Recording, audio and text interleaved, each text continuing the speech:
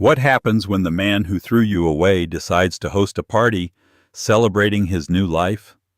My ex-husband Mark thought he had it all: the promotion, the fancy apartment, and the younger woman on his arm. He made sure I was invited to his corporate gala just so I could witness his victory. He wanted to see me broken. He wanted me to see Chloe, the woman he left me for, dripping in jewels he said we could never afford. But he never imagined who I would bring as my plus one. He planned the perfect night to humiliate me, but he ended up orchestrating his own spectacular downfall. Stay tuned, because this isn't just a story about revenge. It's about what happens when a woman reclaims her power. The final box was taped. It was small, filled with miscellaneous items that hadn't fit anywhere else. A chipped coffee mug from our first anniversary trip to Vermont, a faded photo of us on the Brooklyn Bridge before the bitterness had settled in, and the silver fountain pen I'd given him when he got his first big promotion at Sterling Finance. I ran my finger over the engraving MH+EH forever. Forever had turned out to have a 5-year expiration date. My name is Elena Hartley. Or it was. Now it was just Elena Reed again, a name that felt both foreign and like a ghost from a past life. The apartment around me, our home, was cavernously empty. The clean, minimalist aesthetic I'd once loved, which Mark had always praised as my greatest design project, now just looked sterile and cold. Every echo of my footsteps on the polished hardwood floors was a reminder of the life that had been hollowed out. The end hadn't been a sudden explosion, but a slow, suffocating leak. It started with late nights at the office, the scent of a perfume that wasn't mine clinging to his suit jackets, and the way his phone was always angled away from me.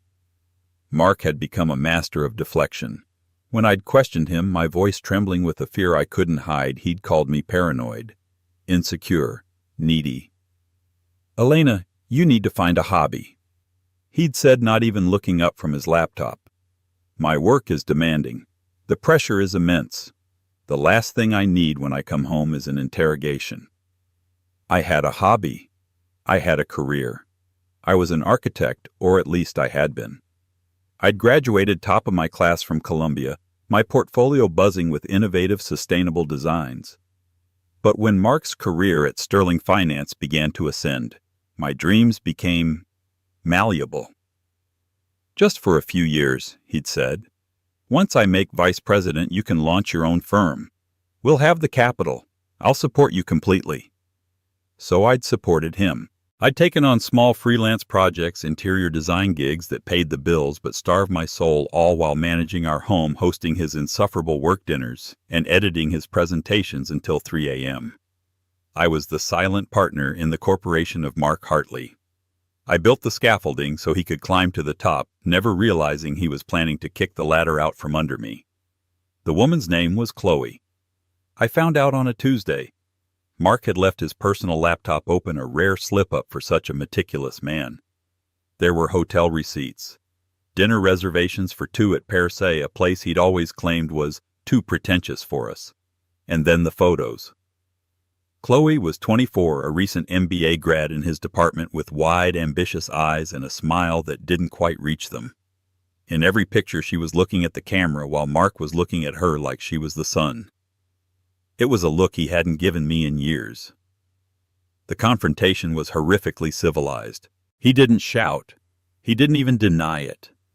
He sat on our designer sofa, the one I'd spent 2 months sourcing, and calmly explained the situation, as if he were outlining a quarterly report. "It just happened, Elena," he stated, his tone devoid of emotion. "Chloe, she understands the pressures of my world. We connect on a different level." "A different level?" I whispered the words, feeling like shards of glass in my throat. "Mark, I gave up my firm for you. We built this life together." He had the audacity to look almost pitying. "You built a beautiful home, I'll give you that. But a life, Elena, you stopped growing. You got comfortable. I need someone who challenges me, who is on the same trajectory." The divorce was swift and brutal. His lawyers argued that my contribution was non-financial. The apartment was in his name. The savings were from his bonuses. I had sacrificed my career willingly, they claimed. I was left with a fraction of what I was owed enough to rent a tiny one-bedroom apartment in Queens and feel the full crushing weight of my naivety. His last words to me as I stood by the door of our old apartment holding that final small box were the ones that would fuel the fire I didn't yet know I had inside me. He leaned against the doorframe, already wearing a new, ridiculously expensive watch. Chloe was inside. I could hear her light tinkling laughter from the kitchen. "You know Elena?" he said, his voice a low, condescending drawl. "I'm doing you a favor. This will force you to finally stand on your own 2 feet. But let's be realistic. You're 34, you've been out of the game for years. Good luck out there. You're going to need it." He closed the door, and the click of the lock sounded like a final judgment. Standing in the silent hallway, the box in my arms suddenly felt impossibly heavy. He wasn't just leaving me. He was erasing me. He had taken my past and declared my future a write-off. In that moment, staring at the polished wood of the door I had chosen, I felt a profound and terrifying emptiness. He believed I was nothing without him. The scariest part was in the silence of that empty hall. A small, treacherous part of me was afraid he might be right. My new apartment in Astoria smelled of old paint and my neighbor's curry. It was a 5th-floor walk-up, and the view from my window was a brick wall. Every morning I'd wake up to the rumble of the N train and the suffocating feeling of failure. Mark's parting words echoed in the cramped space. "You've been out of the game for years." For the first month, I let myself break. I cried until my head pounded. I replayed every mistake, every compromise, every time I'd put his needs before my own ambition. I was drowning in a sea of what-ifs. My portfolio, once a source of immense pride, sat in its leather case collecting dust under my bed. It felt like a relic from another woman's life, a woman who was bold, talented, and full of limitless potential. I didn't recognize her anymore. The turning point came not as a lightning bolt of inspiration, but as a frantic phone call from my old college roommate, Sarah Chen. Sarah was a force of nature, a journalist who had never taken no for an answer in her life. "Elena Reed, so help me God, if you are still marathoning British crime dramas in your pajamas, I am coming over there and physically dragging you into the sunlight." She'd barked through the phone. "I'm fine, Sarah." I'd lied, my voice thick with sleep. "You are not fine. You sound like you've been gargling gravel. I saw Mark's latest post on Instagram. He and Little Miss Intern are in Aspen. He's hashtagging it, #living my best life." A fresh wave of nausea hit me. I'd blocked him, but the digital ghosts of our life were everywhere. "I don't care," I said, the lie tasting bitter. "Good, because you're better than him. You were always too good for him. Now get up, take a shower, and pull out your portfolio. I have something for you." An hour later, Sarah was in my apartment, wrinkling her nose at the mess, but placing a steaming cup of coffee in my hands. She told me about a friend of a friend who had just bought a small dilapidated brownstone in Carroll Gardens, Brooklyn. He wanted to convert the ground floor into a bookstore and cafe. The budget was shoestring, the space was a nightmare, and the pay was next to nothing. "It's a charity case, basically," Sarah admitted. "But it's a blank slate, Elena. It's a blueprint."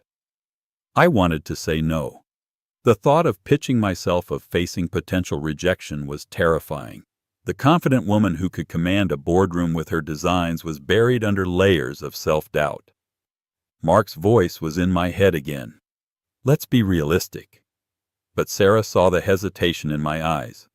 "Listen to me," she said, her voice softening. "He broke your heart, but you can't let him break your spirit. That is not on the table. Remember our senior project, the Sustainable Community Library? Professor Miller said it was the most innovative design he'd seen in a decade. That woman is still in there. Go find her." That night, for the first time in months, I pulled the portfolio from under my bed. I unzipped the case and spread the large format pages across my small living room floor. There they were, sketches of sweeping glass facades, intricate models of public spaces designed to foster human connection, and my thesis on repurposing urban decay into green living architecture. A spark, tiny and fragile, flickered within me. Sarah was right. That woman was still in there. The next day I met David, the brownstone owner. He was a retired English professor with kind eyes and a passion for literature. He walked me through the space, which was even worse than Sarah had described. The plumbing was ancient, the walls were crumbling, and the light was abysmal. "I know it's a lot to ask," David said apologetically. "My pension doesn't stretch very far."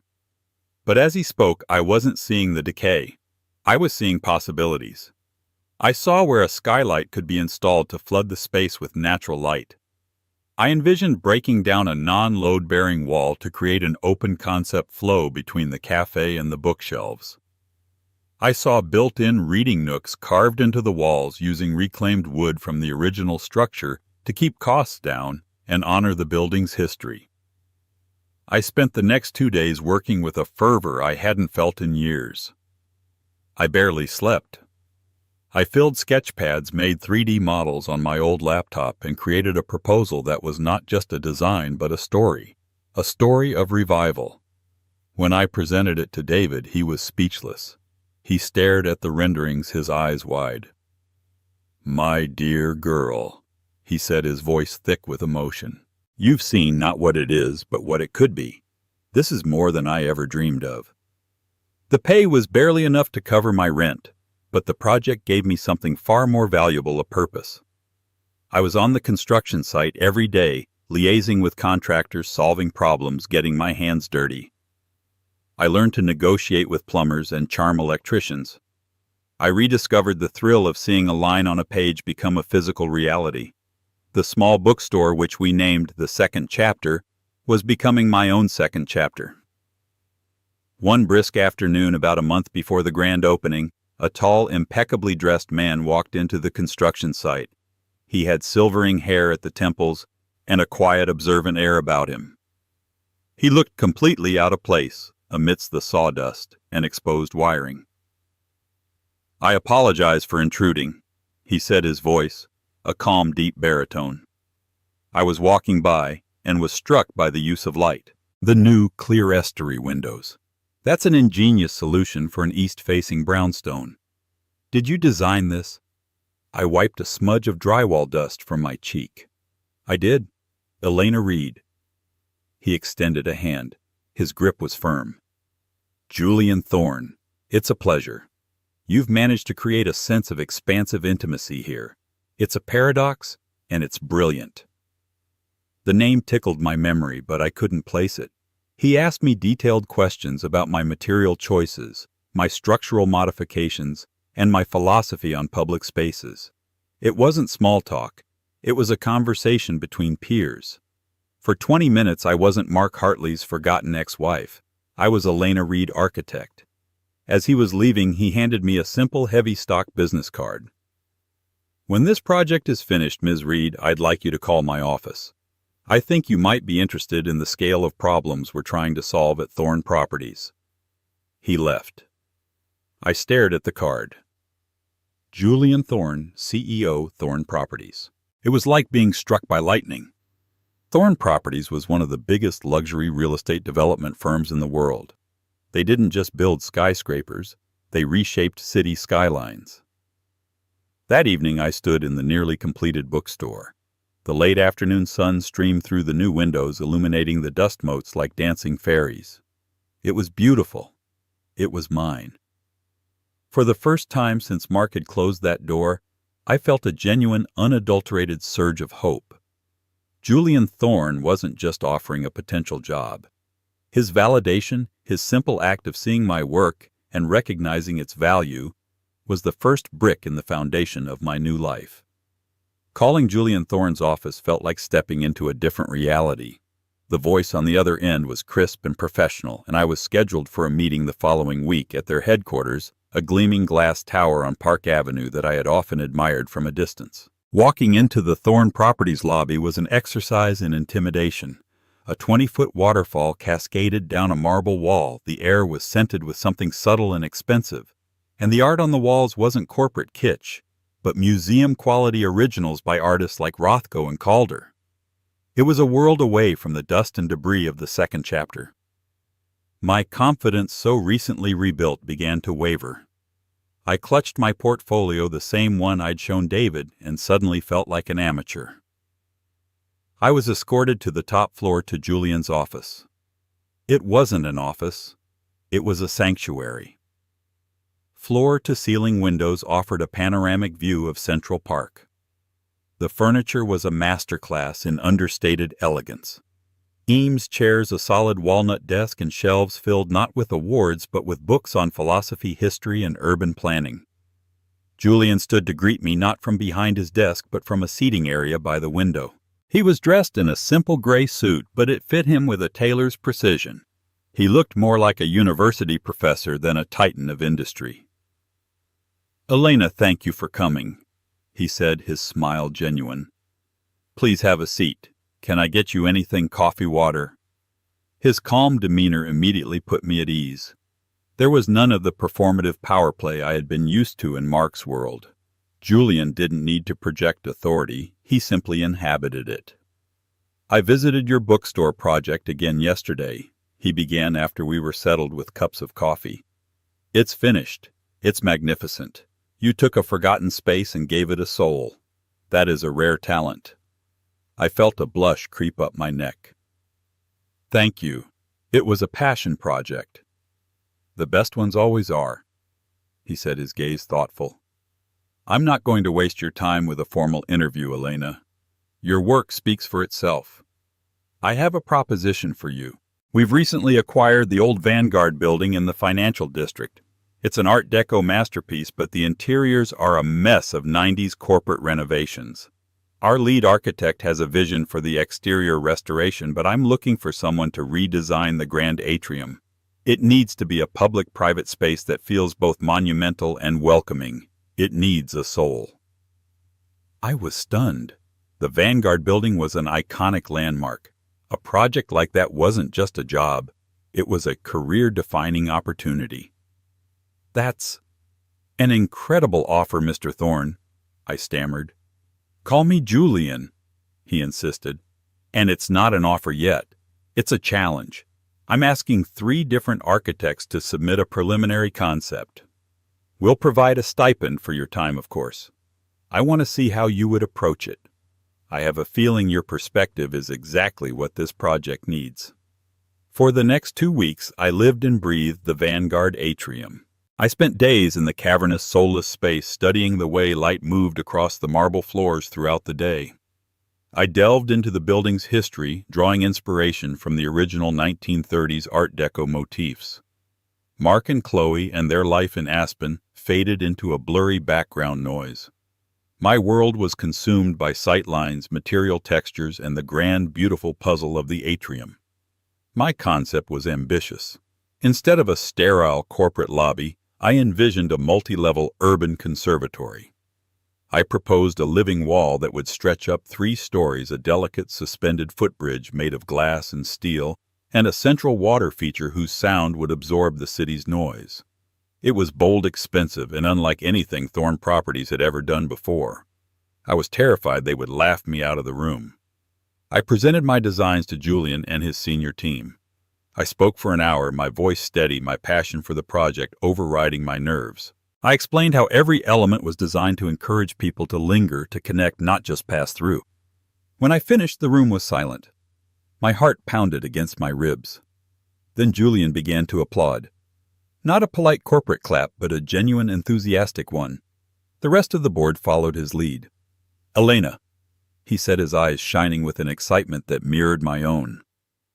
"That is not just a design. That is a vision. The job is yours." That day marked the beginning of my true ascent. Working at Thorne Properties was like drinking from a fire hose of creativity and excellence. Julian was a demanding boss, but an incredible mentor. He challenged my ideas, pushed me to be bolder, and celebrated my successes. He saw my talent not as an accessory to a man's career, but as a powerful force in its own right. Our relationship was strictly professional, yet a deep, unspoken respect grew between us. We'd have late-night debates over blueprints, discovering a shared love for historical architecture and a similar philosophy on the social responsibility of design. He never once mentioned my personal life, and I was grateful for it. He didn't know or care about my messy divorce. He only cared about the quality of my work. One evening, we were the last two in the office reviewing the final renderings for the atrium. "You seem different from when we first met," he observed quietly, looking at me over the top of a blueprint. "I am," I admitted. "The bookstore. That project pieced me back together. This one," I said, gesturing to the plans for the Vanguard atrium, "this is making me whole again." He gave me a small, understanding smile. "Good architecture, like a good life, is about rebuilding on a solid foundation. You have a very solid foundation, Elena." It was a simple statement, but it meant the world to me. For so long, my foundation had been Mark. Now I was building my own brick-by-brick, blueprint-by-blueprint. I was no longer the ex-wife. I was the architect. And from the 60th floor of the Thorne Properties building, looking out at the glittering expanse of New York City, the view was finally breathtakingly my own. 6 months flew by in a blur of site visits, material selections, and budget meetings. The Vanguard Atrium project was a behemoth, but I felt an exhilarating sense of command. The respect I received from the engineers, contractors, and junior architects was intoxicating. They didn't know me as Mark Hartley's ex. They knew me as Ms. Reed, the woman with the unwavering eye for detail and the brilliant, audacious vision. My life had found a new rhythm. I moved out of the cramped Queens apartment and into a beautiful, light-filled studio in Brooklyn Heights with a view of the skyline I was now helping to reshape. I reconnected with old friends from Columbia, people I'd let drift away during my marriage because Mark had found them too academic. I was earning more money than I ever had, but it was the sense of self-worth that was the real currency. Occasionally I'd hear things about Mark and Chloe. Sarah, ever the diligent reporter, would pass on tidbits she'd heard through the grapevine. They had bought the apartment we used to rent, solidifying their victory. Chloe was a rising star at Sterling Finance, apparently hitching her wagon to Mark's. They were the firm's new golden couple, their social media a curated gallery of 5-star vacations, exclusive parties, and smug, smiling selfies. Each post was a carefully crafted message. We won. You lost. It used to sting. Now it was just noise. Their world seemed so small, so performative compared to the tangible steel and glass reality I was creating. The relationship between Julian and me had also evolved.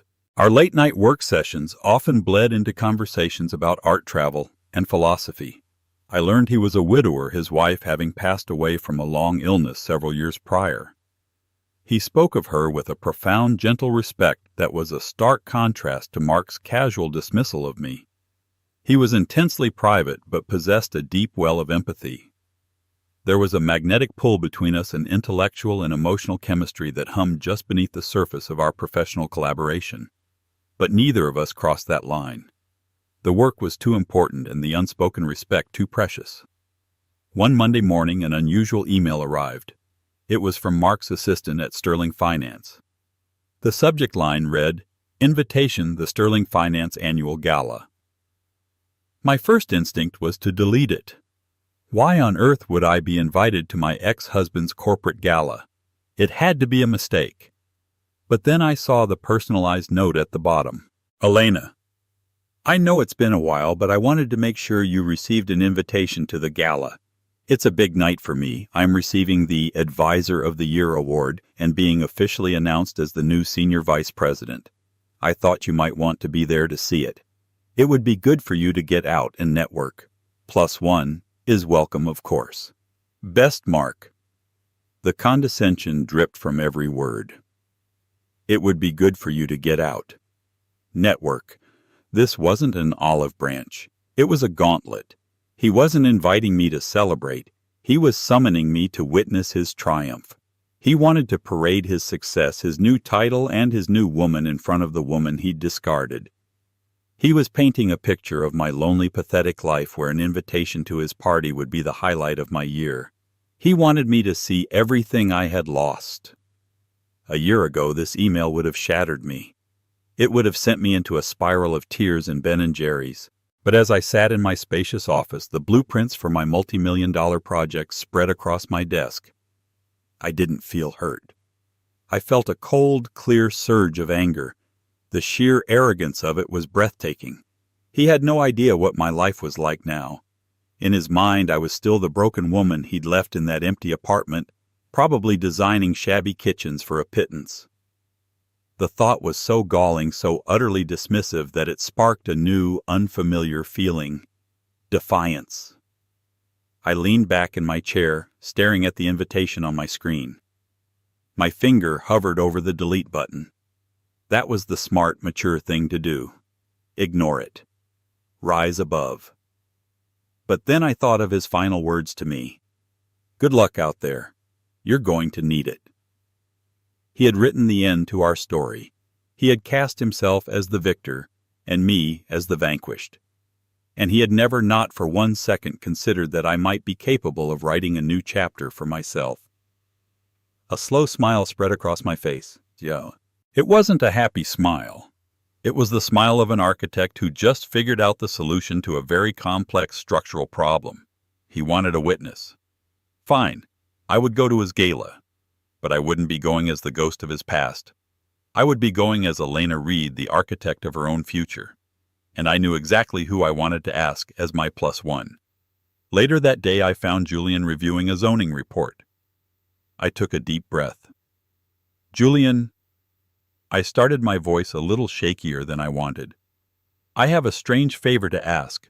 Are you by any chance free on the evening of November 15th? He looked up, his brow furrowed in curiosity. I believe I am. Why? I've been invited to a corporate awards gala, I said, trying to sound casual. And I need a +1. It's black tie. I know it's not your usual scene, but it would mean a lot to me if you would come. He studied my face for a long moment, his gaze perceptive. He could see there was more to this than just a simple invitation. He didn't press for details. He simply nodded. I'd be honored, Elena. Who is the host? I allowed myself that small, defiant smile again. Sterling Finance. A flicker of recognition crossed his face. Thorne Properties was a major player in global markets. Of course he knew the firm. He didn't ask any more questions. Very well, he said, returning to his report. Send me the details. I'll clear my schedule. As I walked back to my office, my heart was hammering. The game was on. Mark wanted to show me his world. He had no idea I was about to show him mine.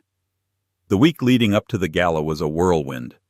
My work on the Vanguard atrium had reached a critical phase demanding my full attention. The distraction was a blessing, keeping my mind off the impending confrontation.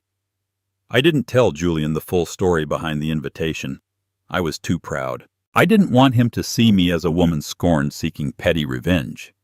I simply wanted to attend the event with a man I deeply respected on my own terms.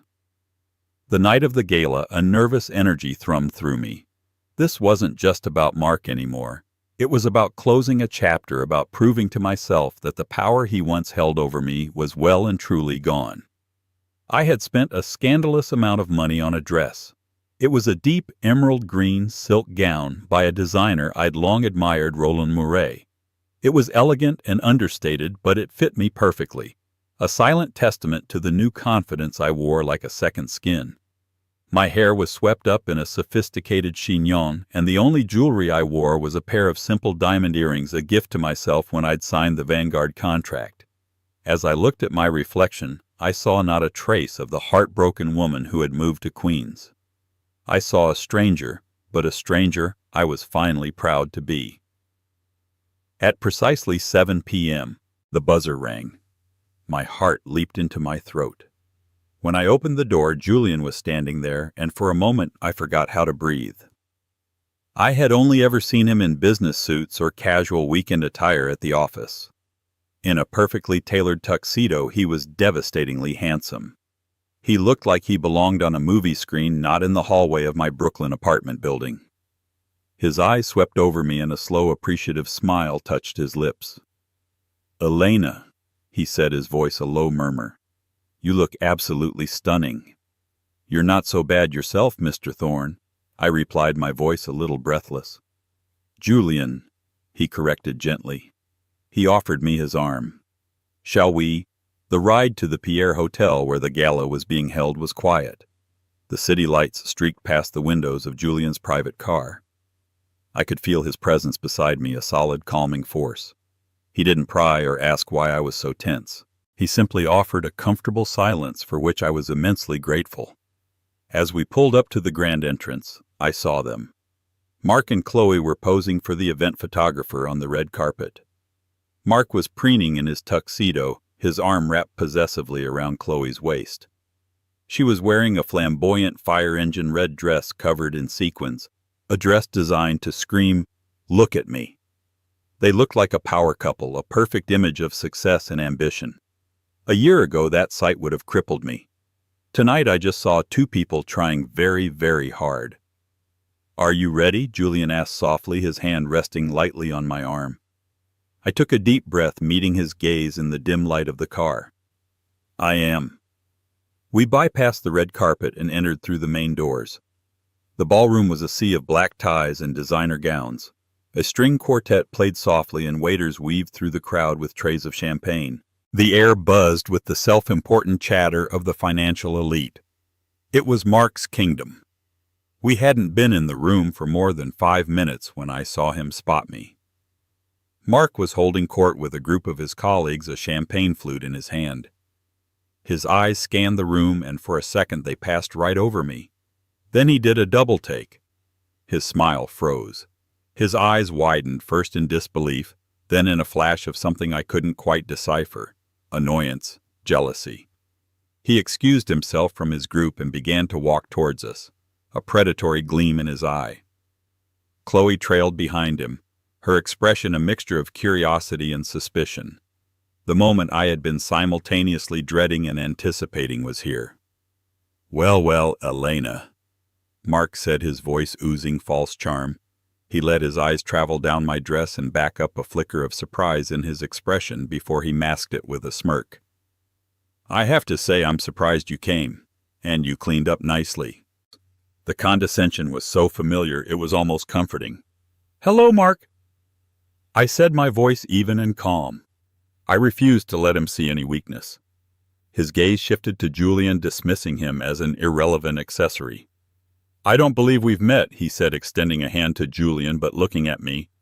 "Mark Hartley. I'm Elena's ex-husband."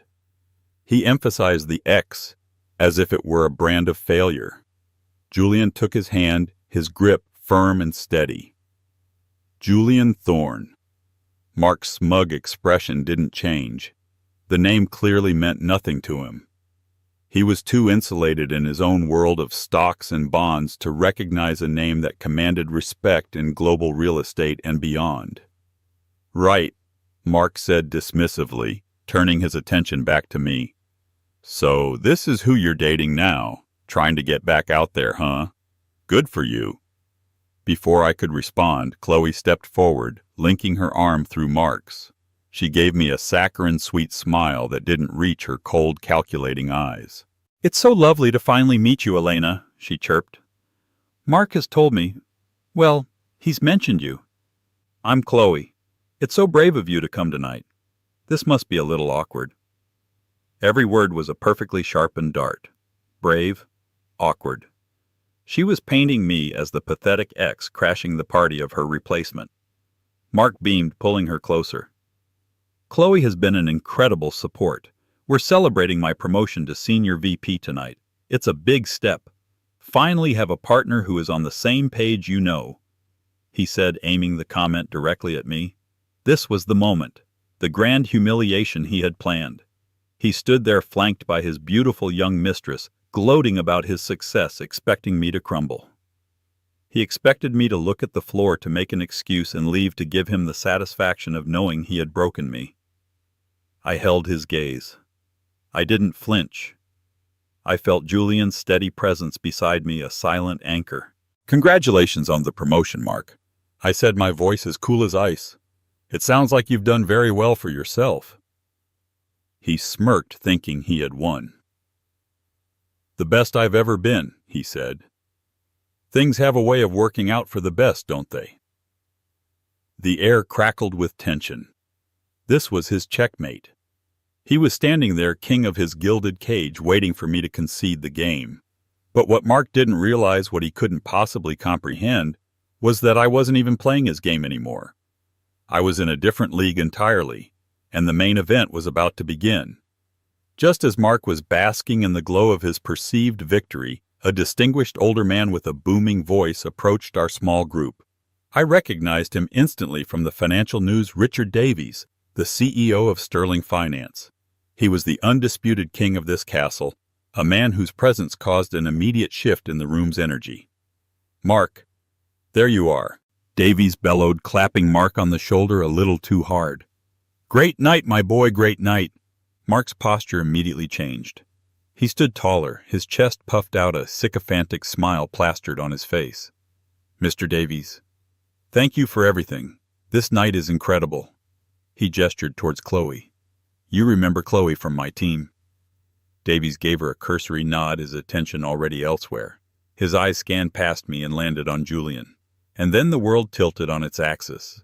The CEO's entire demeanor transformed. The bluff, hearty persona vanished, replaced by one of genuine, almost reverential respect. A look of utter shock crossed his face, followed by a wide, disbelieving grin. "Mr. Thorne," Davies said, his voice a full octave higher than before. "Julian Thorne. My God, is that really you? What on earth are you doing at one of our dull little soirees?" He elbowed Mark roughly in the ribs, all but shoving him out of the way to shake Julian's hand with both of his. "Richard Davies, CEO of Sterling. We've never been formally introduced, but I'm a tremendous admirer of your work. The Thorne Tower in Shanghai is a masterpiece. My team has been trying to get a meeting with your people for 6 months. Mark's face went slack. The smug smirk dissolved, replaced by a mask of stunned confusion. He looked from his boss, who was now fawning over my date, to Julian as if seeing him for the first time. The cogs were turning in his head slowly, painfully. Thorne, Julian Thorne. Thorne Properties. Julian was the picture of grace. "Richard, a pleasure," he said smoothly, shaking Davies' hand. "I don't get out to these events often, but my partner for the evening insisted." He gestured warmly towards me. "I believe you know Elena Reed." Now it was Davies' turn to look confused. He glanced at me, then back at Mark. "Reed? Wait. Hartley's ex-wife, I thought." Mark, seeing his moment to reclaim control, jumped in. "Yes, this is Elena," he said quickly, trying to frame me as his appendage. "She's my ex. We're still friends, of course." But before he could continue his pathetic attempt at spin, Davies' eyes lit up with a different kind of recognition. He snapped his fingers. "Reed, Elena Reed. Of course I saw your feature in Architectural Digest last month," he exclaimed, his voice booming across the immediate area, drawing the attention of several nearby guests. "The Vanguard Project, the urban conservatory concept. Absolutely brilliant. We have a holding in that building, and what you're doing with the atrium is revolutionary. You're the talk of the real estate world right now." If Mark's face had been slack with confusion before, it was now a deathly pale white. It was the color of utter soul-crushing shock.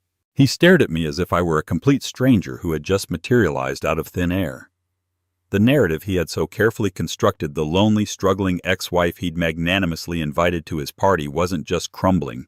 It was being vaporized before his very eyes. Chloe's reaction was even more telling. Her perfectly painted smile vanished.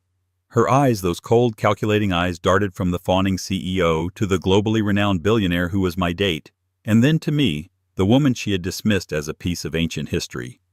I could almost see the abacus in her head clicking away as she furiously reevaluated the social and financial capital of the man whose arm she was holding. She took a subtle step away from Mark. It was a tiny movement, but in the charged silence it felt like a seismic shift. Davies, oblivious to the personal drama unfolding, continued to gush. "So you two are together," he said, beaming at Julian and me. "A true power couple. The visionary and the builder. I love it." He then turned back to Mark, his tone shifting back to that of a boss addressing a subordinate. Hartley, why didn't you tell me you knew Elena Reed, the architect behind the Vanguard project? And for God's sake, why didn't you tell me you could get me an introduction to Julian Thorne? We've been chasing an investment from his firm for the new Asia fund. Mark opened his mouth, but no sound came out. He looked like a fish gasping for air. All the blood had drained from his face. In a single devastating 5-minute exchange, his entire reality had been dismantled. He had brought me here to be a prop in his success story, only to discover that he was a footnote in mine. He wanted to show off his promotion and his trophy girlfriend, only to be utterly overshadowed by his has-been ex-wife and her billionaire partner in front of the one man whose opinion mattered most to his career. He looked at me, and for the first time I saw genuine fear in his eyes. It was the fear of a small man who had just realized he was swimming in an ocean far too deep for him.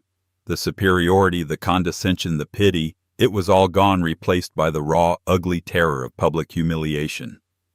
Julian, sensing the moment had reached its peak, placed a light hand on the small of my back.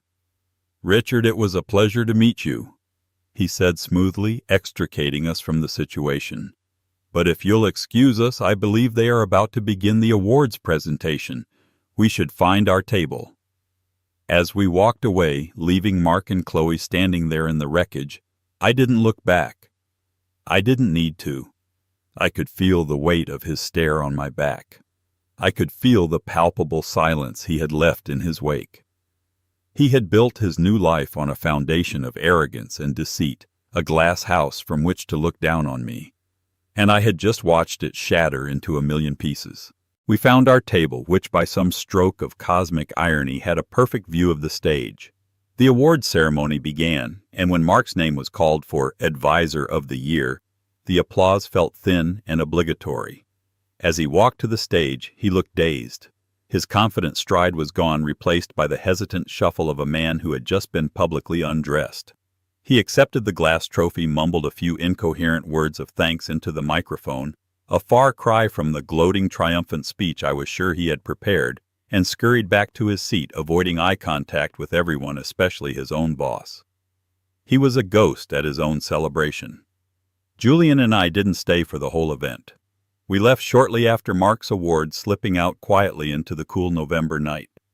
The silence in the car on the way back to my apartment was different this time. It wasn't tense. It was peaceful. It was the calm after a storm. As the car pulled up outside my building, I turned to him. "Thank you, Julian," I said, my voice filled with a sincerity that went far beyond mere gratitude for being my escort. "Thank you for tonight." "You have nothing to thank me for, Elena," he replied, his gaze warm and steady. "You did that all on your own. I was just proud to be there to see it." He walked me to my door.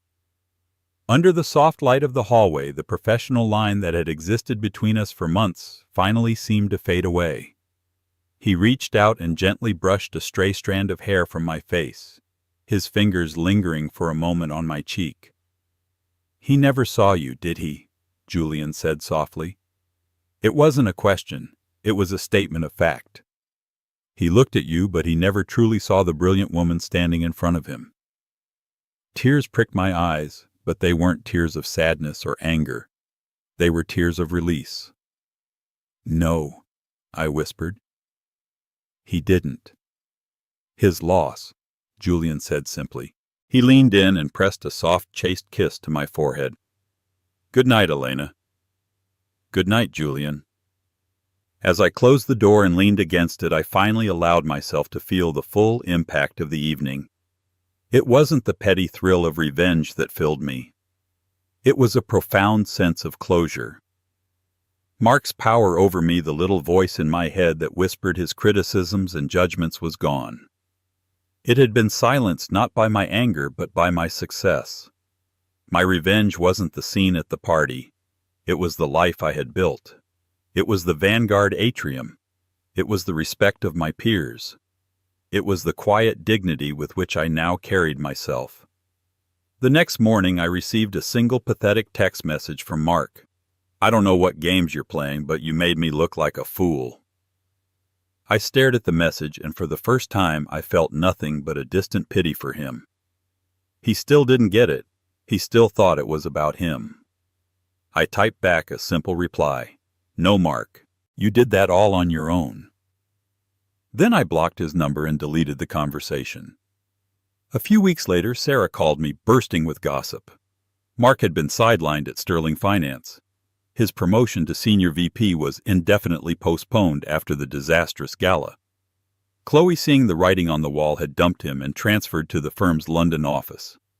He had put the apartment up for sale. His perfect life, the one he had so proudly flaunted, had imploded. I listened, but the news didn't bring me joy. It was just an epilogue to a book I had long since finished reading. My story was still being written. The Vanguard atrium opened to rave reviews, cementing my reputation as one of the most exciting new architectural voices in the city. Julian and I began spending time together outside of work, our relationship slowly and beautifully blossoming from a foundation of mutual respect into something deeper, something real. One sunny afternoon, Julian took me to the top of the newly opened Vanguard building to a private terrace overlooking the city. We stood there side by side, looking out at the sprawling metropolis below. The wind whipped through my hair, and I felt a sense of peace I had never known. From this high up, the world looked different.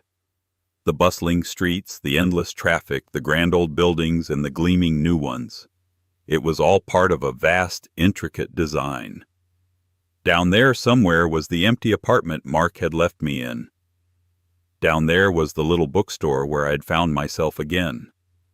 Down there was the man who thought my world had ended when he walked out of it. But I wasn't down there anymore. I was up here. And from the top, the view wasn't just beautiful, it was infinite. Thank you so much for listening to Elena's story. It's a powerful reminder that our lowest moments can often become the foundation for our greatest triumphs. The end of one chapter is not the end of the book. For anyone out there who has ever been made to feel small, who has been told they aren't enough, or who is currently trying to rebuild their life from the ground up, remember, your worth is not determined by someone else's inability to see it. Your strength, your talent, and your resilience are yours alone. If this story resonated with you, please hit that like button to let us know. Share it with someone who might need to hear this message today. And of course, don't forget to subscribe to our channel and turn on notifications so you won't miss our next real-life story of struggle, resilience, and ultimate triumph. What did you think of Mark's downfall? Let us know in the comments below. The flash of 1,000 cameras can build a king or expose a fraud. For tech mogul Jasper Vaughan, tonight was supposed to be his coronation. On the glittering red carpet of the Met Gala, he stood with his new younger lover on his arm, the world at his feet. He had everything, the money, the fame, the woman.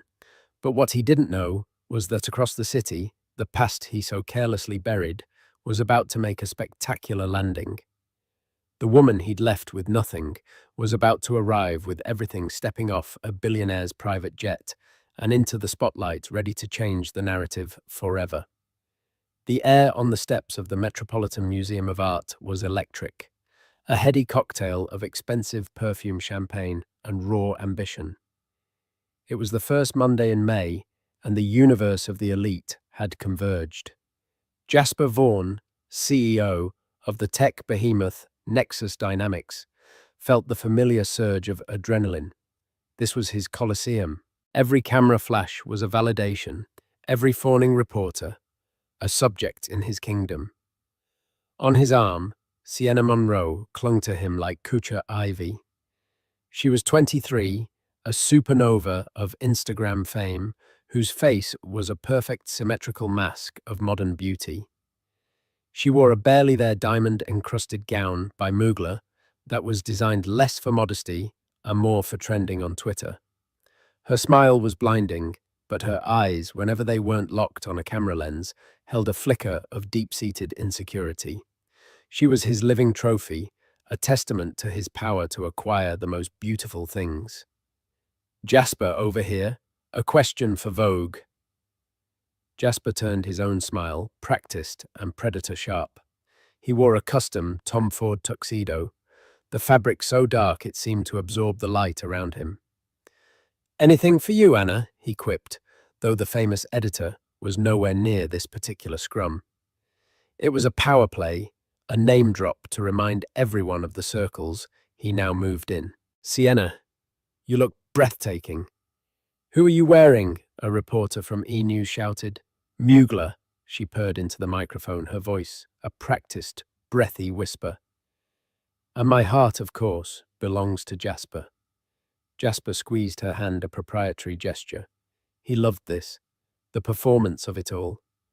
The world saw him as a visionary, a self-made shaman who had clawed his way from a garage in Palo Alto to the pinnacle of global finance. They didn't see the wreckage he'd left behind. They didn't see the woman who had co-founded his dream in a cramped apartment, fueled by cheap coffee and a shared belief in the future. They didn't see Ariella. Just the thought of her name was like a ghost at the feast. Ariella Vaughan, his wife of 12 years, the woman who knew the original code of his first successful app because she'd helped write it.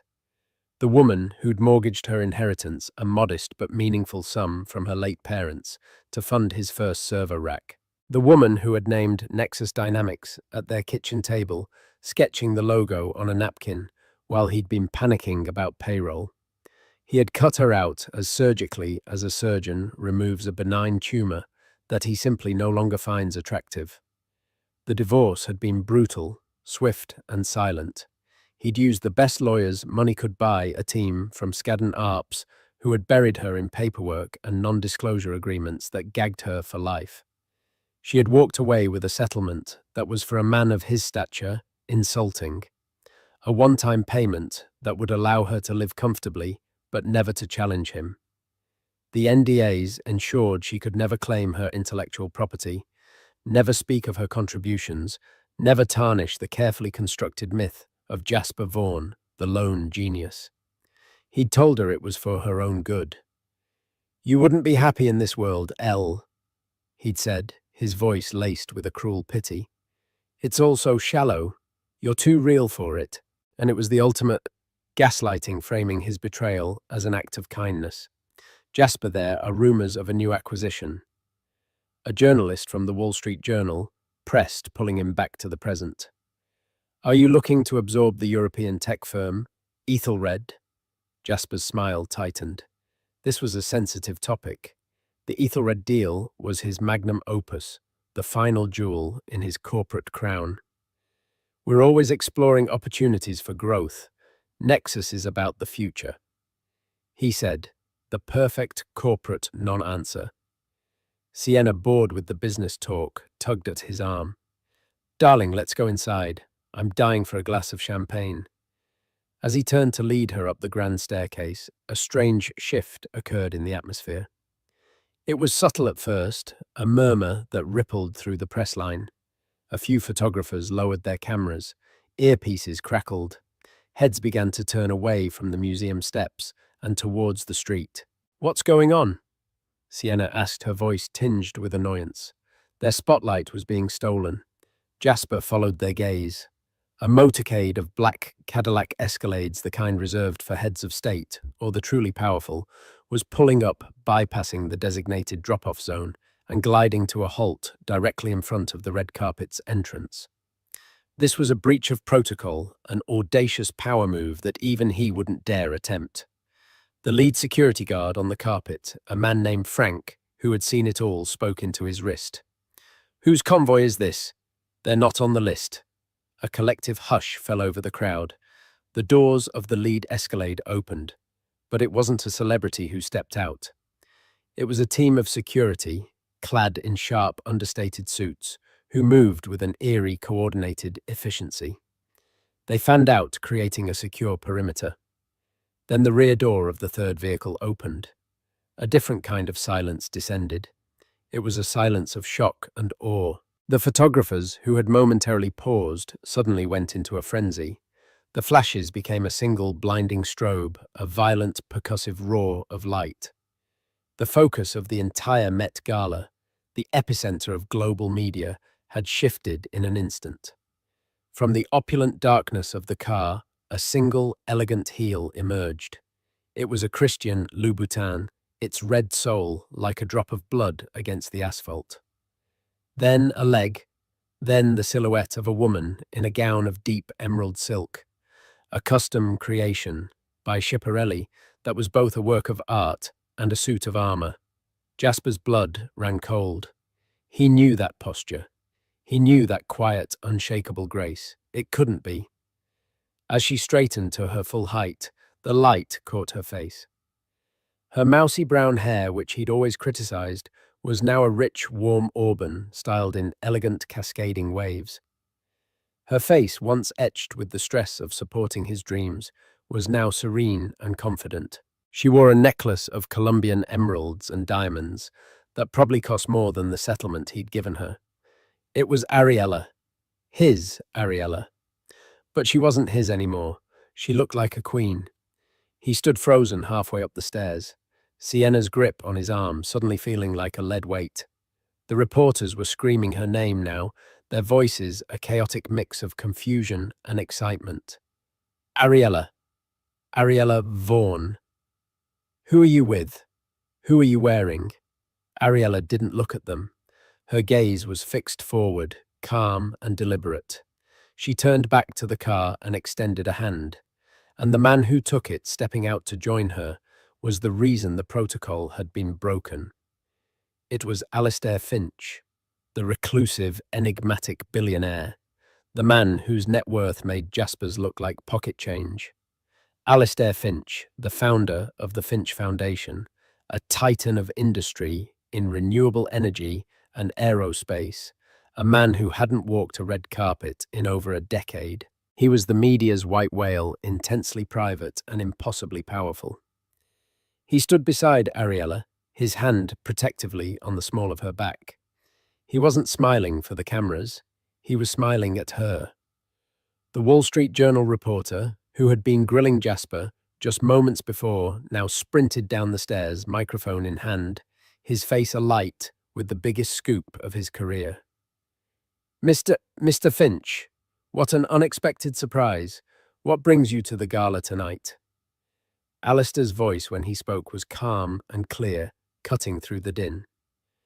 My partner, he said, his eyes still on Ariella, expressed an interest in the exhibit, and what Ariella wants, she gets. Partner. The word echoed across the plaza, amplified by 100 hot mics. It was a declaration. Jasper felt the blood drain from his face. His carefully constructed world was tilting on its axis. On the grandest stage imaginable, his discarded past had just upstaged his triumphant present. And she hadn't arrived in a taxi. She'd arrived with the one man in the world he could never compete with. Sienna finally processed what was happening. Is that your ex-wife? She whispered, her voice a mix of disbelief and horror. Jasper couldn't answer. He could only watch as Ariella and Alistair began to walk towards the steps, parting the sea of reporters, like Moses parting the Red Sea.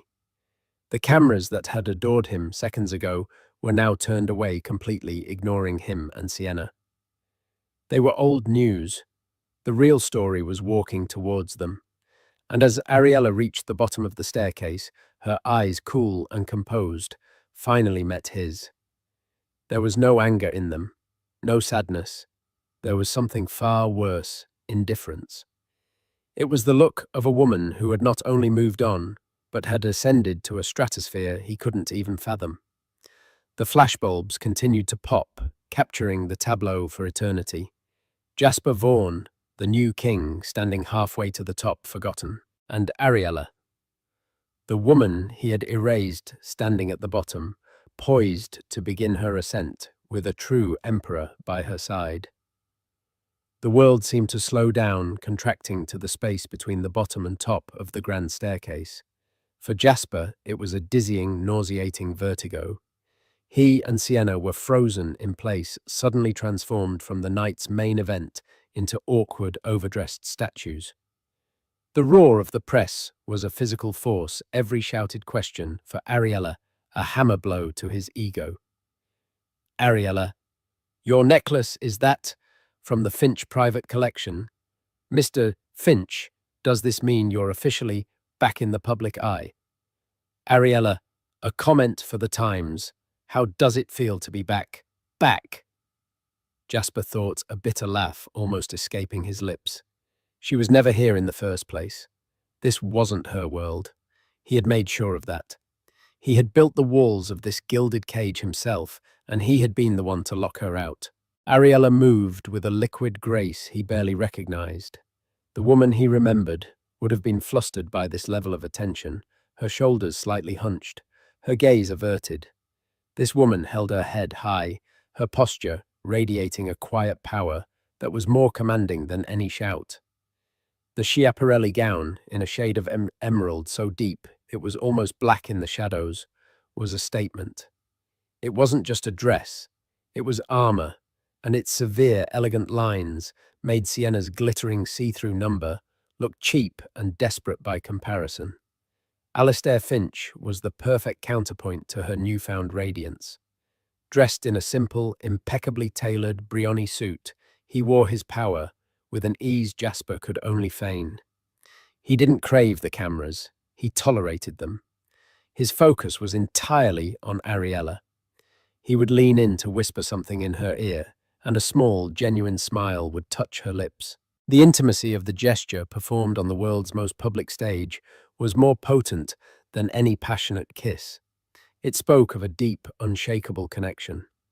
As they reached the base of the stairs, a path cleared for them. The security team moved with quiet precision.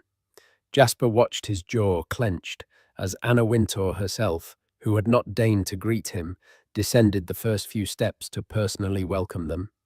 She embraced Ariella with a warmth that was famously reserved for only a chosen few. "Ariella, my dear," Anna's voice was crisp and clear. "You look magnificent. Alistair, you old rogue, I knew I could count on you to shake things up." "Only for the right reasons, Anna," Alistair replied smoothly, his hand never leaving Ariella's back. It was then that Ariella's gaze lifted and swept past the fawning fashion icon, past the throng of reporters, and settled directly on Jasper. For a fraction of a second, the universe held its breath. The cool indifference he had seen from a distance was now up close, and it was infinitely more chilling. Her eyes, which had once looked at him with adoration, with hope, with heartbreak, now held nothing but a calm, placid emptiness. It was as if she were looking at a stranger, a piece of furniture that was inconveniently blocking her path. Sienna, recovering her wits, tried to reclaim the narrative. She tightened her grip on Jasper's arm and hissed, "Smile, Jasper. They're watching. Don't let her see she's getting to you." He forced the corners of his mouth to lift, but the expression felt like a death mask. Ariella and Alistair began their ascent. They had to walk past them. The four of them were on a collision course on the crimson-carpeted steps. The photographers held their breath, their fingers poised on the shutters, sensing the impending drama. Ariella's eyes flickered from Jasper to Sienna. She took in the younger woman's desperate beauty, the garish dress, the possessive hand on her ex-husband's arm. There was no judgment in her look, only a fleeting, almost clinical assessment. As they drew level, Jasper couldn't stop himself. The words tore out of him, a low, venomous whisper, meant only for her. "What is this, Elle? What kind of game are you playing?" Ariella paused. Her movement so slight it was almost imperceptible. She turned her head, her emerald earrings catching the light. Alistair stopped with her, his expression unreadable, but his presence a silent, immovable wall. She looked at Jasper, and for the first time that night, she spoke to him. Her voice was not the one he remembered, the one that would tremble during arguments or soften with affection. This voice was level cool and carried a resonance of newfound authority. "Game," she repeated the word, tasting foreign on her tongue. "There's no game, Jasper." She then looked him up and down, a slow, deliberate appraisal that mirrored his own countless dismissive glances from the past. "This is just my life." It was a devastatingly simple sentence, yet it landed with the force of a physical blow. It reframed everything. His grand life, the one he had flaunted, was her game. Her new reality calm and powerful, was simply her life. She didn't wait for a response. She gave a minute, almost imperceptible nod, a dismissal, and then turned to continue up the stairs. But Sienna, fueled by jealousy and the humiliation of being ignored, couldn't let it go. "He made you know." She spat, her voice a shrill whisper that was just loud enough for those nearby to hear. "You were nothing before him." Alistair Finch, who had remained silent, finally moved. He didn't look at Sienna. He didn't raise his voice. He simply shifted his body slightly, a subtle but unmistakable blocking maneuver, and looked down at Jasper. His eyes were like chips of ice. "I believe," Alistair said, his voice a low baritone that cut through the noise. "You and your guest are creating a scene. It would be wise to remember where you are, and more importantly, who you're speaking to." The implicit threat hung in the air, thick and suffocating. It wasn't about physical violence. It was about something far more terrifying to a man like Jasper, the complete and utter annihilation of his social and financial standing. Alistair Finch could crush Nexus Dynamics with a single phone call, blacklist him from every circle of power, and reduce his empire to dust. Jasper felt a tremor of genuine fear. He gave Sienna's arm a sharp tug, a silent command to shut up. Ariella was already several steps ahead, seemingly unfazed. She paused at the top of the landing framed by the grand entrance to the museum. She looked back, not at Jasper, but out over the sea of flashing lights, the city glittering behind her. She took a deep breath, as if savoring the air of a world that was finally her own. Then she and Alistair disappeared inside, leaving a stunned silence in their wake. The spell was broken. The press, having captured their money shots, began to disperse or follow the real story inside. Jasper and Sienna were left alone on the stairs, the focus of the world having moved on as quickly as it had arrived. The energy, the adoration, the power, it had all evaporated. What was that?" Sienna stammered, her fake confidence shattered. "Who does she think she is?" Jasper finally looked at her, truly looked at her, and for the first time he didn't see a trophy. He saw a liability.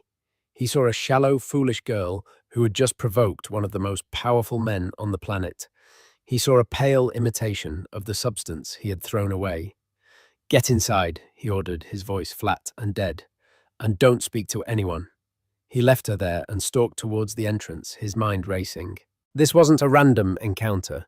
This was a calculated move. The location, the timing, the choice of escort, it was all designed for maximum impact. Ariella, the quiet, compliant, real woman he had patronized, had just executed a public relations coup that would make the most seasoned Hollywood publicist weep with envy. But how? How did she get to Alistair Finch? The man was a ghost. He didn't do partners. He'd do partners. And why now? As he stepped into the museum's great hall, the enormity of what had just happened began to sink in. He had come here tonight to celebrate his victory, to put the final stamp on his new life. Instead, the prologue to a whole new war had just been written. And this time, he had a terrifying feeling he was no longer the main character. He was the villain, and every villain sooner or later faces a reckoning. The inside of the Met was a swirling vortex of high society. The din of conversation, the clinking of glasses, and the soft strains of a string quartet filled the air. But for Jasper, it was all background noise. He moved through the throngs of celebrities and power brokers, like a phantom, his mind replaying the scene on the steps in a torturous loop. Everywhere he looked, he saw people huddled together, whispering. He caught snippets of conversation. "Did you see Ariella Vaughan?" "With Alistair Finch, can you believe it?" The look on Jasper's face. That Schiaparelli gown was a declaration of war. He was the subject of gossip, of pity. It was intolerable. He found Sienna near the champagne fountain, already on her second glass, looking sullen and out of her depth. "I can't believe her," Sienna muttered, her eyes scanning the room for any sign of Ariella. She planned that. She did it just to humiliate you, to humiliate us. Stop talking, Jasper commanded, grabbing a glass of champagne from a passing waiter and downing it in 2 gulps. His mind was a maelstrom of rage and confusion. Sienna's simplistic analysis was both right and wrong. Of course, it was planned, but the Ariella he knew wouldn't have concocted such a scheme for petty revenge. There had to be something more, a deeper strategy at play that he couldn't yet see. His phone buzzed incessantly in his pocket. He pulled it out. The screen was a cascade of notifications. News alerts from Bloomberg, the New York Times, Forbes. His own PR head, a bulldog of a man named Marcus, was calling him repeatedly. He ignored it. He knew what they would say. He swiped to a browser and typed in Ariella's name. The results, which hours ago would have shown a few old forgotten photos of them together and a link to a defunct pottery blog she once kept, were now exploding. Ariella Vaughan was trending worldwide. Articles were already being written. Speculative pieces titled "The Phoenix, Who is Ariella Vaughan?" Alistair Finch's mystery woman revealed. And most damningly, the ultimate power move as Tech CO debuts new love his ex-wife arrives with a titan. He felt a wave of impotent fury. He had spent millions curating his public image, crafting a narrative of solitary genius. In the space of 10 minutes, Ariella had hijacked it, rewritten it, and made him a secondary character in his own life story. He needed to understand. How did she, with her limited resources and non-existent connections, get into the orbit of Alistair Finch? The man was more myth than reality, living on a private island in the Caribbean and communicating with the world through his foundation. He didn't attend parties. He didn't date. He certainly didn't escort jilted ex-wives to the Met Gala. A memory surfaced unbidden. It was from about 6 months ago, during the final ugly stages of their divorce proceedings. His legal team was presenting him with the NDA they had drafted for Ariella. "It's ironclad Mr. Vaughan," the lead attorney, a slick corporate shark named Peterson, had assured him. "She can't discuss the company's formation, her involvement. The initial seed money, nothing. Her name is effectively erased from the corporate history of Nexus Dynamics." "Good," Jasper had said. "She'll sign it." "She's fighting it on one small point," Peterson had replied, looking down at his notes. "It's odd. She's not asking for more money. She's insisting on a clause that releases her from any non-compete obligations specifically related to European tech firms, particularly those specializing in sustainable data solutions." Jasper had scoffed. "Let her have it. What's she going to do? Start a rival company from her one-bedroom apartment, give her the crumb. It will make her feel like she won something." And he saw it now. It wasn't a crumb, it was a key. Ethelred, the European firm he was trying to acquire, their specialty, sustainable data solutions, the very company the WSJ reporter had asked him about. The connection clicked into place with the force of a thunderclap. This wasn't about the Met Gala. This wasn't about Sienna. This was about Ethelred. He grabbed Sienna's arm, his fingers digging into her skin. "We're leaving." "But we just got here," she protested, whining. "I wanted to get a photo with Zendaya." "Now!" he snarled, dragging her towards a side exit, ignoring the curious stares. The moment they were in the back of his Maybach, he was on the phone with Marcus. "What the hell is going on, Jasper?" Marcus's voice was frantic. "My phone has melted. The board is calling. The narrative is out of control. They're painting you as the villain who threw away a diamond and picked up a piece of glass." "Forget the narrative," Jasper barked, his voice raw. "I need you to dig. I need to know everything about Ariella Vaughan and Alistair Finch. Not the public crap. I need to know when they met, how they met, what their connection is. And I need to know Finch's position on my Ethelred acquisition. Now." He hung up, his heart pounding against his ribs. The dots were connecting into a terrifying picture. Meanwhile, in a quiet private suite overlooking the museum's sculpture garden, Ariella Vaughan took a sip of water, her hand perfectly steady.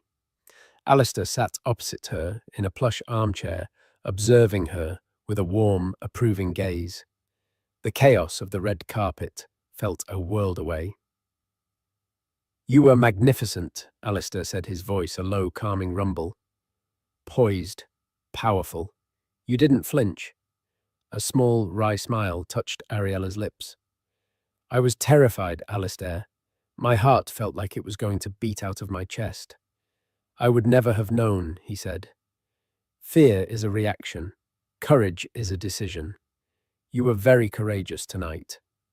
Her journey to this moment had not been one of revenge, but of survival. After the divorce, she had been adrift in a sea of grief and betrayal. The man she had loved and built a life with had discarded her as if she were a piece of obsolete hardware. The settlement, while enough to live on, was a constant, insulting reminder of how little he valued her contributions. For months, she had done nothing, paralyzed by the sheer injustice of it all. The NDA she had been forced to sign was a gag, silencing her history, erasing her truth. The turning point had come late one night. She was staring at the business section of a newspaper at a glowing profile of Jasper that described him as a lone visionary. The rage that had been simmering for months finally boiled over. But it wasn't a destructive rage. It was clarifying. It burned away the grief and left behind a cold, hard resolve. He had taken her past, so she would have to build a new future. She remembered the clause she had fought for in the divorce, the one Jasper had dismissed so arrogantly. She had insisted on it because she had been the one to first identify Ethelred as a potential acquisition target for Nexus years ago. She was the one who saw the genius in their sustainable data cooling technology, a field Jasper had deemed a niche, non-profitable distraction. She knew their value better than anyone. She couldn't compete with Nexus, but perhaps she could consult for its competition. Using the last of her savings, she flew to Berlin, the headquarters of Ethelred. She didn't ask for a job. She asked for one meeting offering a free one-hour consultation on how to counter a hostile takeover from an American tech giant like Nexus Dynamics. She knew Jasper's playbook because she had helped him write it. The German executives, initially skeptical of this unknown American woman, were stunned by her incisive analysis, her intimate knowledge of Nexus's operational weaknesses, and Jasper's psychological blind spots. They offered her a consulting contract on the spot. It was during her work with Ethelred that she came onto Alistair Finch's radar. Finch's foundation was a major silent investor in Ethelred, drawn to its green technology. When he heard that a mysterious consultant named Ariella Vaughan was the mastermind behind Ethelred's brilliant defense strategy against the Nexus takeover bid, he had been intrigued. He summoned her to a meeting. He had expected a hardened corporate mercenary. Instead, he found a brilliant, dignified woman with a quiet fire in her eyes. He wasn't interested in the gossip of her past, but in the clarity of her vision for the future. They met to talk about business, but they ended up talking about everything. Art philosophy, the ethics of technology, the burden of immense success. He saw in her a partner, not in a romantic sense, at least not at first, but an intellectual and spiritual equal. He saw the architect that Jasper had tried to erase. When he learned the full story of her involvement with Nexus and the gag order she was under, his intrigue turned to a cold fury. Alistair Finch was a man who detested bullies and credit thieves. "He didn't just divorce you, Ariella," he had said to her one evening at his estate. "He committed an act of historical erasure. He stole your legacy." "The NDA is unbreakable," she had replied, a familiar wave of hopelessness washing over her. "I can never tell my story." Alistair had leaned forward, his eyes intense.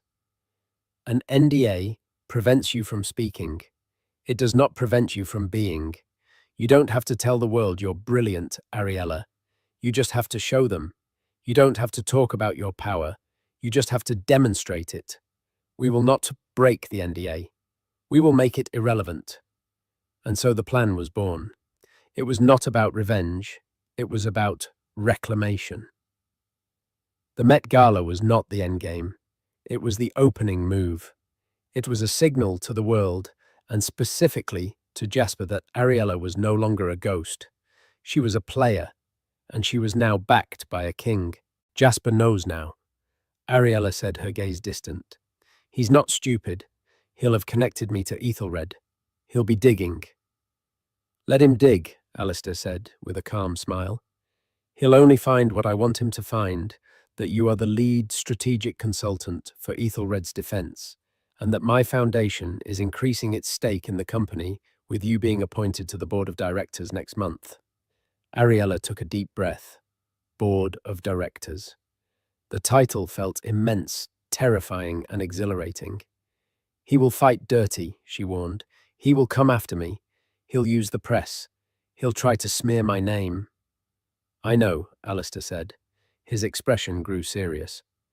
And that is the next phase of our strategy. We've shown them your power. Now we will show them your character. Let him sling his mud. We will be ready. He stood up and offered her his hand. But for tonight, let's not talk about Jasper. Let's go and look at some art. Let's allow the world to see you simply enjoying your life. There is no greater victory than that. She took his hand, and for the first time in years, she felt a sense of peace. The war was far from over, but for the first time she was on solid ground with an ally who didn't just see her as a support system, but as the architect herself. And together, they were about to draw up the blueprints for Jasper Vaughan's downfall. The fallout from the Met Gala was swift and brutal. Jasper Vaughan, a man accustomed to controlling the narrative, found himself caught in a tsunami of public opinion he could not command. His PR team worked around the clock, but it was like trying to patch a dam with chewing gum. The image of Ariella poised and powerful next to the enigmatic Alistair Finch was seared into the public consciousness. It was a story of rebirth and empowerment, and in that story, Jasper was cast as the villain. His first move was a calculated leak to a friendly gossip columnist at page 6. The story planted by Marcus painted Ariella as a bitter ex-wife who had seduced an aging, reclusive billionaire in a desperate act of revenge. It hinted at mental instability, at an obsession with her ex-husband's success. It was a classic misogynistic smear designed to discredit her and reframe her appearance as pathetic rather than powerful. The article ran, but it didn't have the intended effect. Instead of swaying public opinion, it backfired. Feminist commentators and online forums immediately decried it as a transparent attempt to silence a woman who had clearly leveled up. Social media exploded with hashtags like #TeamAriella and #Vindicated People saw the story for what it was, the desperate flailing of a man whose ego had been wounded. Sienna, meanwhile, was becoming a significant problem. The public humiliation had cracked her carefully constructed facade. She vacillated between fits of rage, accusing Jasper of not protecting her, and bouts of weeping insecurity. Her social media, once a stream of glamorous selfies and sponsored posts, became erratic. She posted and deleted cryptic quotes about loyalty and betrayal. She was a loose cannon, and Jasper, whose life was built on meticulous control, found her emotional chaos unbearable. "You need to get a grip," he snapped at her one morning in his sterile glass-walled penthouse overlooking Central Park. She was crying because a designer had indefinitely postponed a collaboration with her, a clear sign that her brand was now tainted by his bad press. "A grip," she shrieked, her mascara running. "My career is being ruined because your ex-wife decided to play Cinderfucking-Rella. And what are you doing about it? Nothing. That stupid article made things worse." The article was a strategic misstep, he conceded through gritted teeth. "We're moving on to phase 2. Phase 2 was far more ruthless. Unable to win in the court of public opinion, Jasper decided to attack where he felt Ariella was truly vulnerable, her professional credibility and the Ethelred deal. He called an emergency meeting with his M&A team. "Forget the charm offensive," he ordered, pacing his boardroom. The skyline of New York was his backdrop, but it offered no comfort. "We're going hostile. I want to initiate a proxy battle for Ethelred.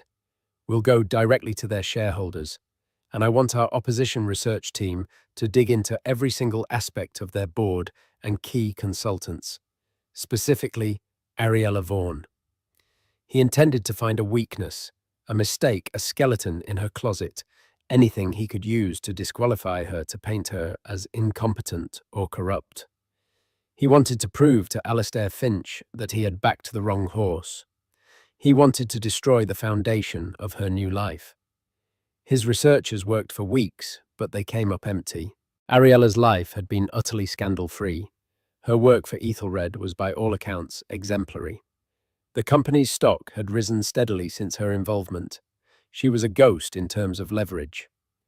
"There's nothing," Jasper, his head of research, reported, looking nervous.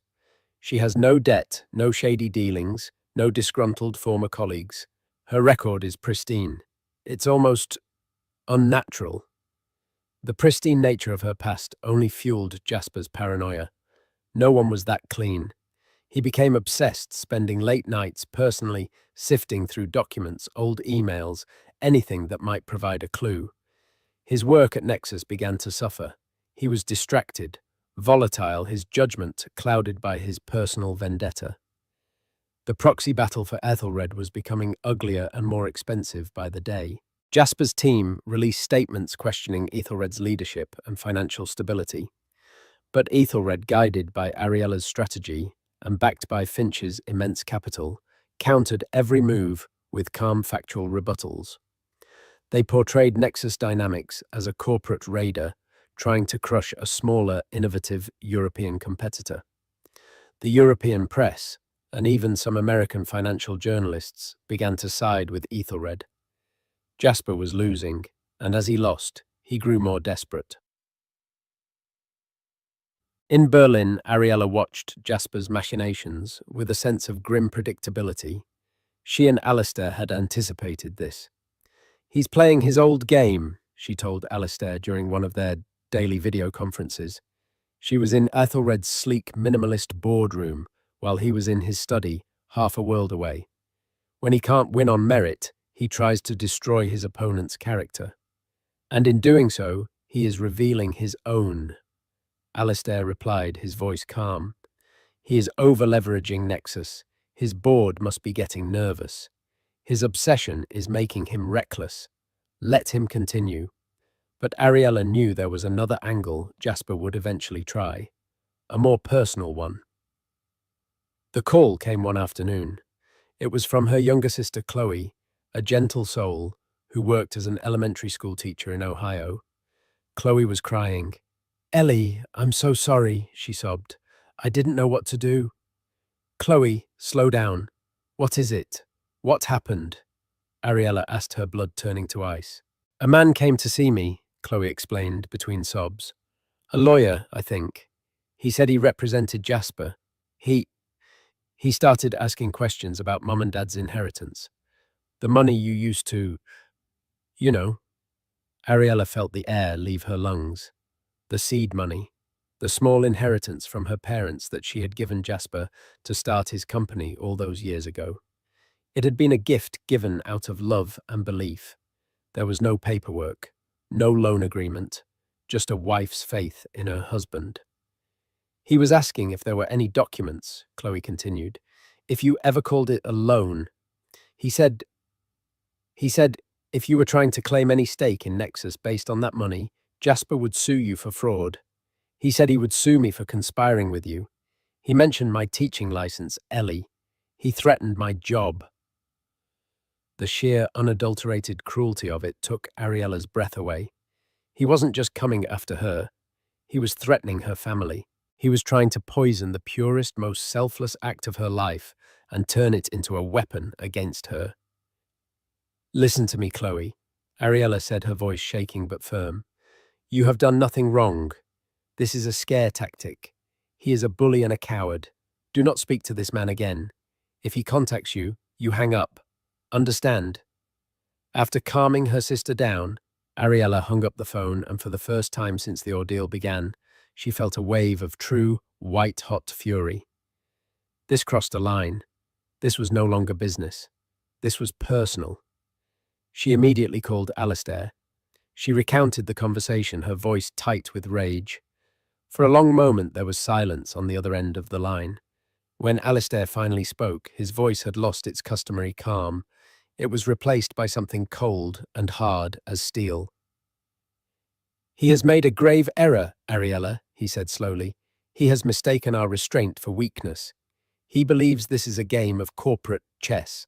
He has forgotten that in real life, when you threaten a person's family, the rules change." "What do we do?" Ariella asked, her mind racing. "For years, you have honored an agreement that has silenced you and erased your history," Alistair said.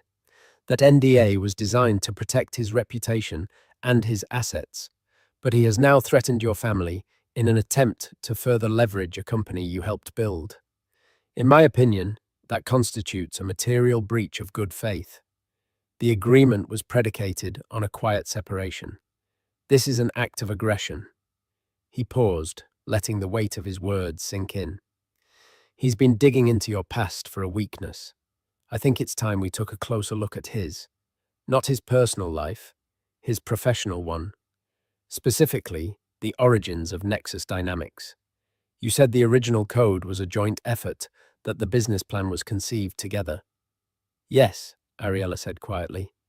"But I have no proof. It was all on old laptops on napkins.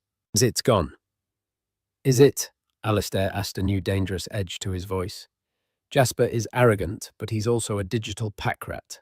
He never deletes anything. He sees it all as part of his legend. The original servers, the first lines of code, they're his origin story. He'll have them backed up somewhere in a digital archive he thinks no one can touch. Bullies always keep trophies of their conquests." Alistair continued, "I am going to authorize a full-scale digital forensic investigation. We're not hacking him. We are going to legally subpoena the digital archives of Nexus Dynamics as part of the discovery process for the proxy battle. He's accusing Ethelred's consultant you of being unqualified. We will counter that your qualifications are so profound that you were in fact the uncredited co-founder of his own company. We will force him to open his books, his files, his entire digital history. Let's see how the myth of the lone genius holds up under a federal subpoena." Ariella felt a jolt, a mixture of fear and exhilaration. This was it, the point of no return. "He will fight it," she said. "And he will lose," Alistair countered, "because he has something to hide, and we, my dear Ariella, are about to bring it into the light. He wanted to dig into your past, fine. Let's show him what a real archaeological excavation looks like." So, the battle for Ethelred was about to become secondary. The real war, the war for the truth of Nexus Dynamics, was about to begin. And somewhere in a climate-controlled high-security server farm, the ghost on the napkin was waiting to be resurrected. The legal battle over the Ethelred proxy fight transformed into a direct assault on Jasper's history.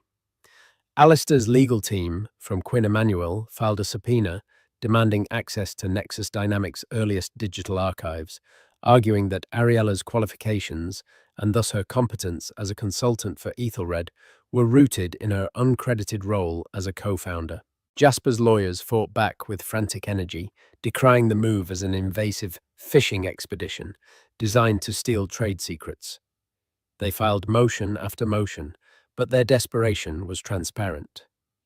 "He's stalling," Ariella observed to Alistair from their London war room. "The more he fights this, the more certain I am that the proof is in there." "His resistance is the tell," Alistair agreed. "He's bluffing with a bad hand. It's time to call."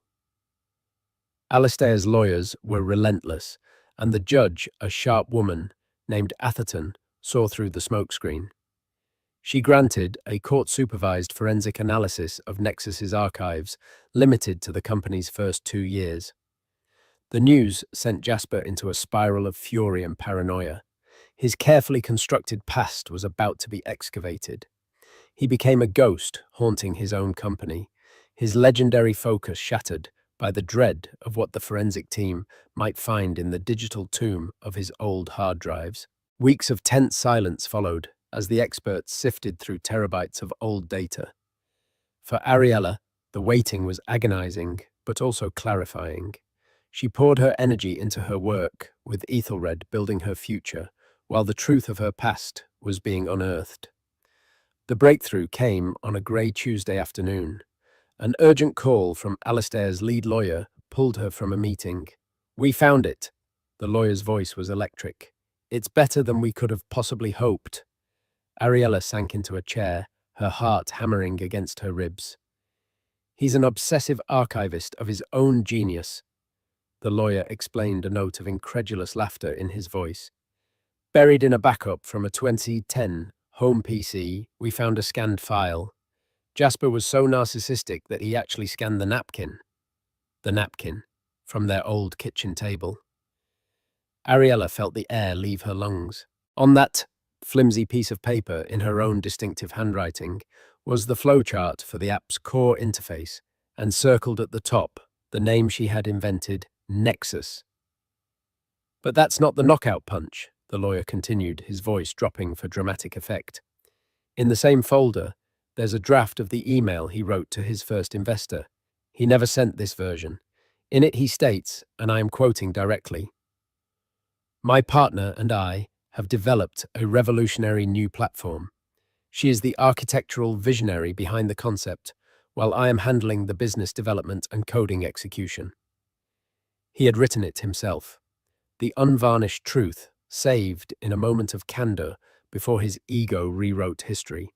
He had documented his own lie. "He erased you, Ariella," the lawyer said softly, "and now the evidence of that erasure will be his undoing." The documents were filed under seal, and the effect was seismic. When Jasper's lawyers informed him of the discovery, his world imploded. His legal case was not just compromised, it was annihilated. He was facing perjury charges and a lawsuit from Ariella that the now fraudulent NDA could no longer protect him from. The consequences were immediate. The proxy battle for Ethelred was over. He withdrew the bid in a humiliating public defeat, sending Nexus stock into a freefall. The board, furious at his reckless and costly vendetta, called an emergency meeting. That evening, while Jasper was locked in his office trying to stop the hemorrhaging, Sienna saw the truth. She was tied to a sinking ship, not a king.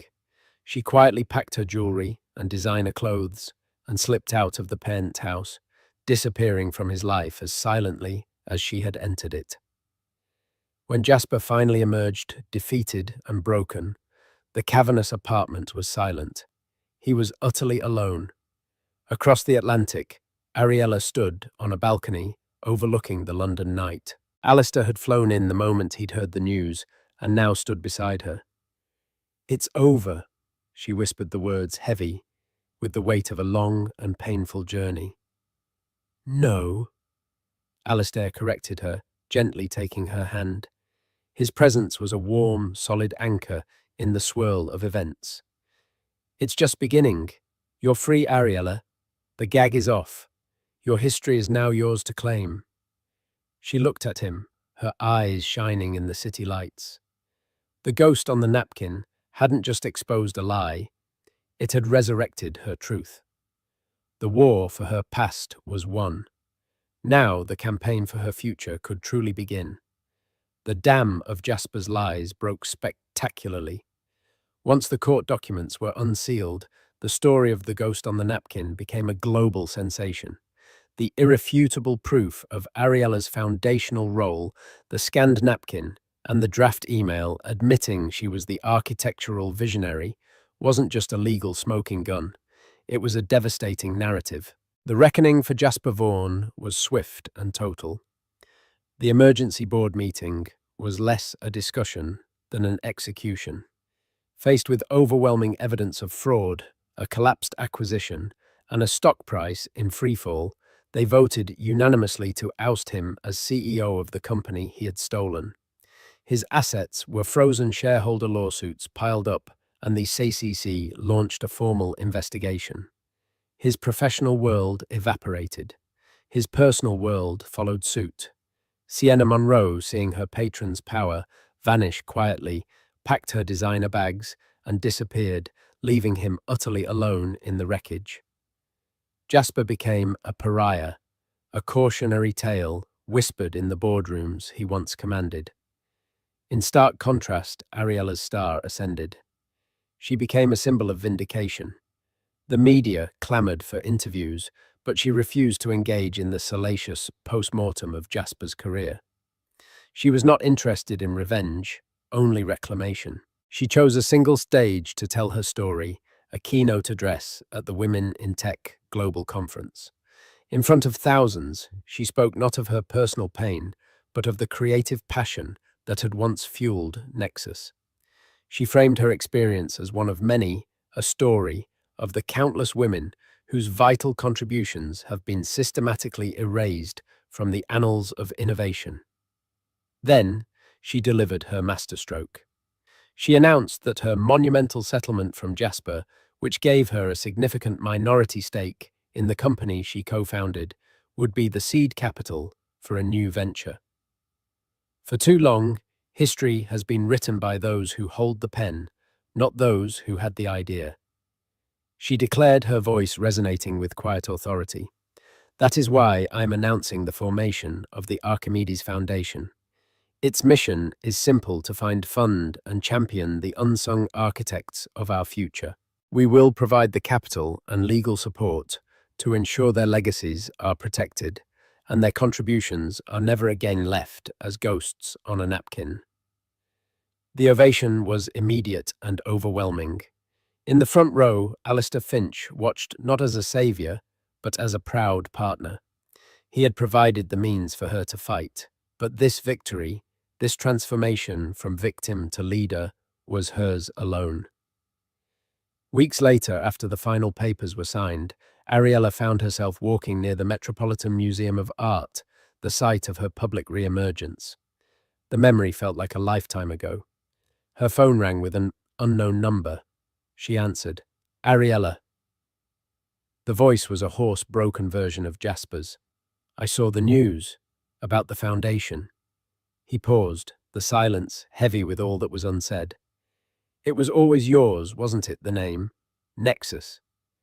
It was the closest he could get to an admission, a final self-serving grasp for absolution.